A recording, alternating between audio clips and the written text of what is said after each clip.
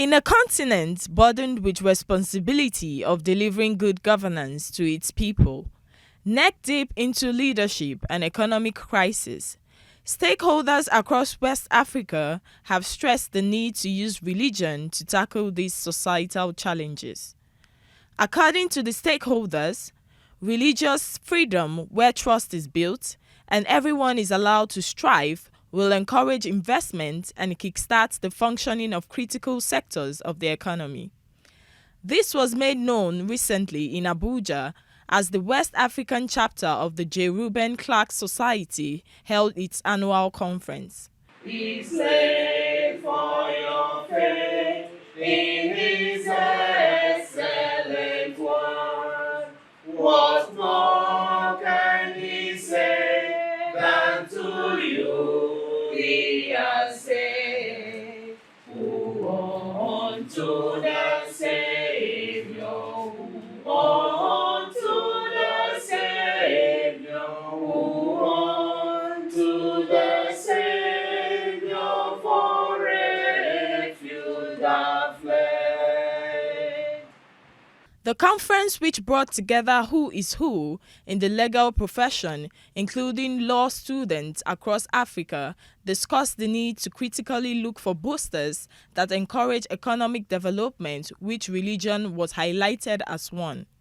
It is my great pleasure to welcome all of us gathered here to the 13th annual conference of Reuben Clark Society West African chapter.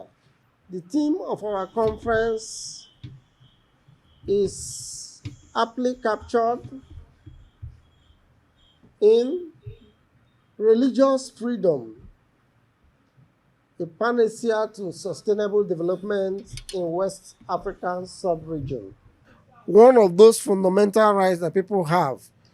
Some begin to look at it from the angle that once you are not of the same religious affiliation with me, then I should be discriminated against, which shouldn't be so. Christians, Muslims, Buddhists, whatever thing you profess as your faith, you have a right, inalienable right to practice that. Religious freedom is part of the human rights we have. And we will fight tooth and nail to ensure that it is being upheld. A legal practitioner who doubled as the keynote speaker explained that barriers to economic development of Nigeria and other sub-Saharan Africa can be tackled through religious freedom. In a panel discussion, what has happened in this country and what is going on, historically speaking, it has to do with the issue of religious freedom. Anything you talk about, whatever you're going to do, what matters? Nobody cares about your character. Nobody cares about your competence or your capacity. What's actually open gates for you is that religion. Unless we sit down. But our political elites, because of political correctness, you don't want to talk about religion. You don't want to talk about that these are the things that we face day in, day out. That indeed there's an acknowledgement of the fact that for us to have sustainable economic development in West Africa, we must look at religious freedom. It is the fulcrum. It is the bedrock. It is the fulcrum with all other things you talk about rotates. It's so important that we have come to that inner realization. We have discovered that for us to prosper in West African sub-region, having sustainable economic development, it is important, it's pivotal that we go back and revisit religious freedom. Because we've not paid attention to religious freedom. So unless we pay attention to religious freedom, we will not have sustainable economic development in Southwest Africa sub-region. In the name of religious freedom, there are other things that crystallizes. For example, the issue of Boko Haram, sir, is not just ordinarily freedom of religion. It's another means through which to cause crisis. And when there is instability and crisis, there is underdevelopment. I grew up in Meduguri. Meduguri, we call Meduguri then as the home of peace. That is the name, home of peace. But at a point, Meduguri became home of war. In the name of religion, a lot of catastrophe is happening in Africa. And I got married to a Muslim lady. Majority of the family stay outside the church where we were doing our wedding. But as a person, to the glory of God, with the level of my education, I can't imagine what my in-law will do that will make me raise machete at them and say I will slaughter them. My mother-in-law do come to my house, even as a pastor. She will put her mat, prayer mat, by one corner and pray. Early in the morning, and when we are going to church by 8, she will join us. She will join us and follow us to church and still come back.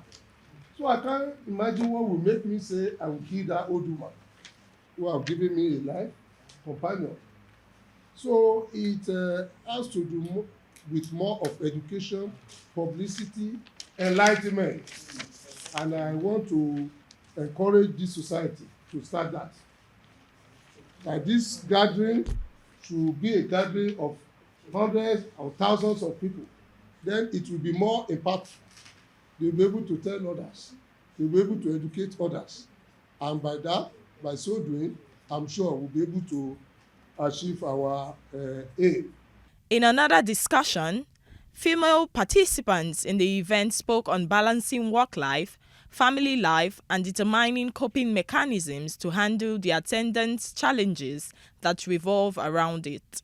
I don't want to believe there is a book that you will read to tell you how to balance your home or your career. They all differ. There are individual differences, family differences, and you just have to figure out how you can balance it. You just have to figure on your own. What works for one home may not work for another home. So it's a way of you trying to find out how and what works for you. At what time, at what point you think you can fix this or do this or leave this. Had to prioritize kind of what I did. And I think when you look at balancing everything and doing all the good work you can do in society, as well as making sure that you are, that you are putting your family first, that you are, are doing work in the church as well as in the community. It's a lifetime goal. It's not a goal that you can accomplish every day. You have to balance it long term. So prioritize, get done today what needs to be done today, but look long term in incorporating other outreach as you can, as you enter into different phases of your life. Had to prioritize kind of what I did. And I think when you look at balancing everything and doing all the good work you can do in society, as well as making sure that you are, that you are putting your family first, that you are, are doing work in the church as well as in the community. It's a lifetime goal. It's not a goal that you can accomplish every day. You have to balance it long term. So prioritize, get done today what needs to be done today, but look long term in incorporating other outreach as you can, as you enter into different phases of your life. Creating time for self is very important. So what I try to do when I get back home after a very long day of work, at least 10 hours of work for 6 days, because I work on Saturdays too, I try to just do something that would benefit me for myself. So it could be watching a movie. It could just be sleeping. Whatever it is that will be helpful to me that I actually enjoy doing. So at the end of the day, I know that, yes, I'm doing the best I can for others, for my family, at my workplace, but I'm also doing something that would help me. There are also times that you have to delegate. You don't have to do everything by yourself. At work, you can delegate, and even at home. So imagine trying to meet up with your deliverables at work. At home, you're trying to meet up with all your domestic activities and responsibilities at church and all of that. We eventually may experience a burnout. And that's a very bad place to be in when you are tired mentally, physically, and otherwise. And you feel that your body tells you that you have pushed yourself to a certain limit where you should not have gone to. No perfect man, no perfect woman. We all manage. And let peace be in the family. You having a man at home who listens or who cares will be different from one that does not care. A man who does not care. So what works for this family may not work for the other family, and depends on the women mostly. It's a very nice thing when you have a woman who understands. Some of the participants expressed optimism that the conference will add value to their work and nation building. I'm honored to be part of you, and I feel like I am part of you. I also want to acknowledge and thank the conference. We have learned a great deal from you, regardless of which country you live in. Here in West Africa, we've learned a great deal from you. We here in Africa, and I say that word we because I want to be part of everything that's going on here. I have learned wonderful things. Every time I come for this conference, I learn new things. Just like today, I have come to learn particularly the implementation of Section 10 of the 1999 Constitution. From the lead speaker, I realized that, yes, we are a constitutional democracy, but there are many people that are denied many things, like those in northern Nigeria. I have a first-hand experience of what they are passing through. It will give me a further thinking on how we work on this, because one of the purposes of the Reuben Clark Society is to bring about religious freedom. I mean, we need to pursue it in a vigorous method, then think well again on how we can bring about strong religious freedom in Nigeria. From the mission statement of the Reuben Clark Society, it says that we affirm the strength brought to the law by a lawyer's personal religious conviction.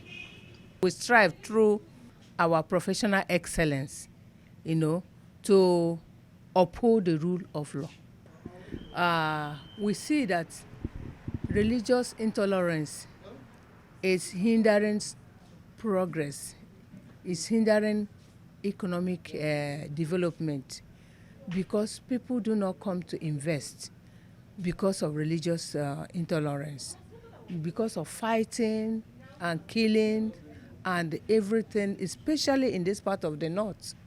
It is very prevalent. And because of that, we are bringing in this topic, and we see it as key. If you're able to balance your career with your home, there is nothing stopping you from having a happy life, a successful life. Even if you have the greatest career life, it wouldn't make up for the failure in the home. You should cherish your children, cherish your responsibility as a mother and as a wife in your home. Before you get married, you should actually consider how you intend to balance your career. Where do you intend to draw the line? Would you work overtime? Would you spend so long time in work or even bring work home? For me, I don't intend to be a full-time practicing lawyer in my career, because I don't want the point where I am left with no choice than to choose my career over my home. I cherish family life, and from my experience about homes, I do not want my family to become a broken home. The event featured presentation of certificates to the conferees. Yes, that's good. Thank you. Thank you so much. Thank you. And yes. Yes, that's good. Thank you. It is the second time that the conference is held in Nigeria's capital, Abuja, and 13th in West Africa. The theme is Religious Freedom, a panacea for economic development.